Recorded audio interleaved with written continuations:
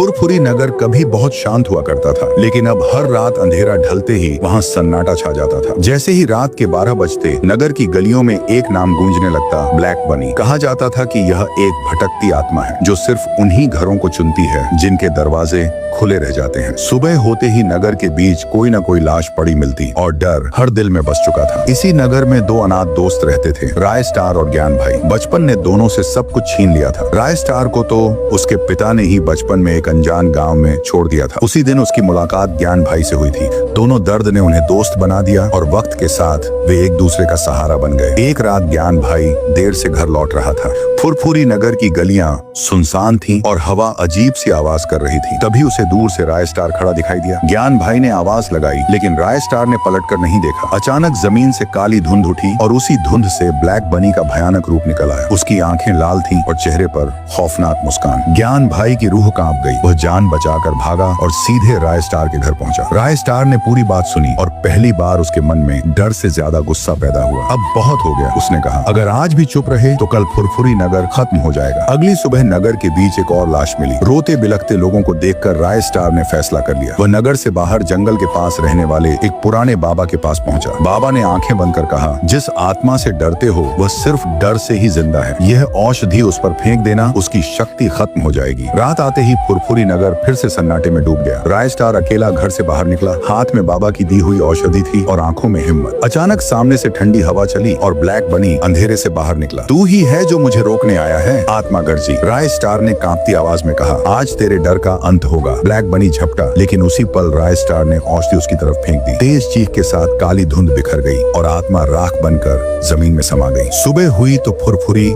नगर की हवा बदल चुकी थी। दरवाजे खुले थे, चेहरे पर मुस्कान थी। राय स्टार और ज्ञान भाई ने पहली बार चैन की सांस ली। लेकिन नगर के लोग आज भी कहते हैं, अगर कभी रात में काली धुंध दिखे तो समझ लेना ब्लैक बनी की परछाई अभी भी कहीं न कहीं मौजूद है।